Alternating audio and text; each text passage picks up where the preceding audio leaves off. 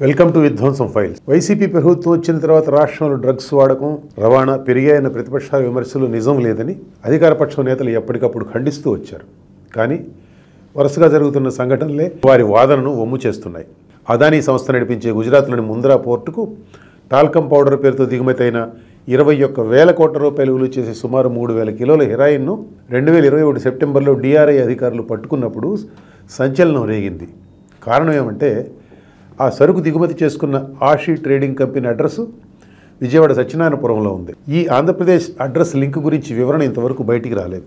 ఏపీలో హెరాయిన్ వంటి super drug చలామణి ముఠాలు ఉన్నాయన్న దానికి ఆధారాలు లేవు. కానీ గంజాయి, ఇతర మత్తు పదార్థాల రవాణా వాడకం మాత్రం బాగా పెరిగింది. డ్రగ్స్ స్మగ్లింగ్లో ఏపీ దేశంలో మొదటి స్థానంలో ఉందని 2022 డిసెంబర్లో విడుదలైన DRI వార్షిక నివేదిక తెలిపింది. 2020-21లో దేశం మొత్తం మీద కేంద్ర బలగాలు పట్టుకున్న డ్రగ్స్లో అత్యధికంగా ఆంధ్రప్రదేశ్లో 18,000 కిలోలకు పైగా పట్టుకున్నారు. స్థానికంగా పోలీసులు ఎప్పటికప్పుడు పట్టుకుంటున్న గంజాయి బస్తాల సాక్ష్యాన్ని మనం చూస్తూనే ఉన్నాం. ఇటీవలి కాలంలో మాదక ద్రవ్యం MDMA విజయవాడలో పట్టుబడిన కేసులు బాగా పెరిగాయి. 2023 ఏప్రిల్లో కాల్షియం మాత్రల పేరుతో ట్రెమడాల్ అనే డ్రగ్ను పెద్ద ఎత్తున దక్షిణ సూడానికి ఎగుమతి చేస్తుండగా ముంబై కస్టమ్స్ అధికారులు పట్టుకున్నారు. తీగ లాగితే నర్సరావుపేటలోని సేఫ్ ఫార్ములేషన్స్ అనే కంపెనీలో తయారైనట్టు తేలింది ఆ డ్రగ్. దానితో ఆ కంపెనీ యజమాని శనగల శ్రీధర్ రెడ్డిని అరెస్ట్ చేశారు.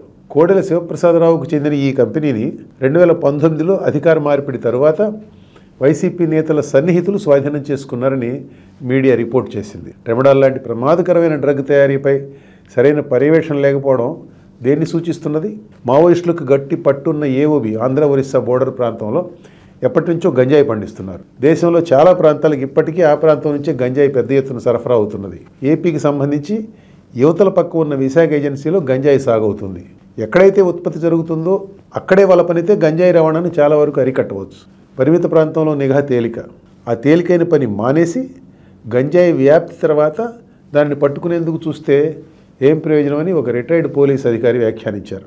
ఆయా జిల్లాల్లో పట్టుబడుతున్న గంజాయి బయటికి వచ్చిన దాంట్లో ఒక భాగమేనని, దొరకకుండా రవాణా అవుతుంది ఎక్కువని ఆ పోలీస్ అధికారి అంటారు.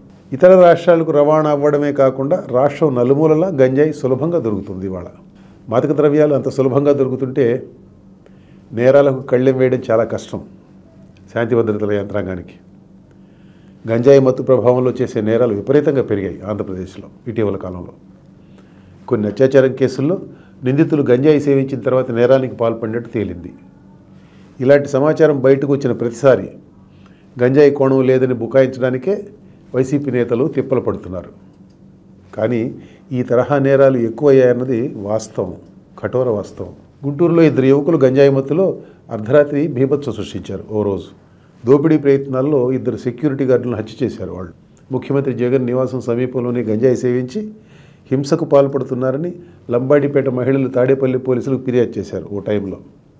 తర్వాత నెలకు అక్కడ ఓ అందబాలికను గంజాయి మత్తులో రాజు అనే యువకుడు హత్య చేశారు. విశాఖ ఎంపీ కుటుంబ సభ్యులు కిడ్నాప్ గుర్తుందిగా.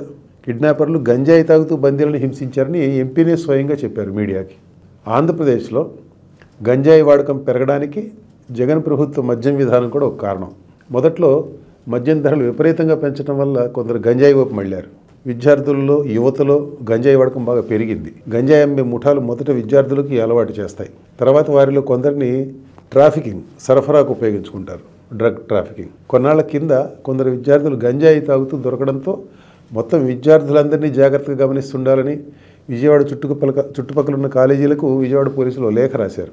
కేంద్ర సామాజిక న్యాయశాఖ స్థాయీ సంఘం పార్లమెంటుకు సమర్పించిన నివేదిక ప్రకారం ఆంధ్రప్రదేశ్లో మాదక ద్రవ్యాలకు అలవాటు పడిన వారు 20,20.19 lakhs 20,19,000 మంది ఉండగా వారిలో 15.7% మంది పిల్లలే. బాలల్లో గంజాయి వినియోగం అత్యధికంగా ఉన్న రాష్ట్రాల్లో ఏపీ 12వ స్థానంలో ఉంది. 20.19 లక్షల మంది మాదక ద్రవ్యాల బానిసల్లో 4.64 లక్షల మంది గంజాయికి అలవాటు పడినవారు. దేశవ్యాప్తంగా 272 జిల్లాల్లో మాదక ద్రవ్యాల వినియోగం అధికంగా ఉండగా ఆ జాబితాలో ఉమ్మడి విశాఖపట్నం, ఉభయ గోదావరిలు, కృష్ణా జిల్లాలు ఉన్నాయి. వాస్తవం ఇలా ఉండగా అధికార పక్షం వారు దాన్ని నిరాకరించడమే పనిగా పెట్టుకున్నారు. జగన్ ఏలుబడిలో రాష్ట్రం అన్ని రంగాల్లోనూ దేశానికి తలమానికంగా ఉందని సంకలు గుద్దుకునేవారు దానికి విరుద్ధంగా ఉన్న ఈ వాస్తవాన్ని ఎలా అంగీకరించగలరు?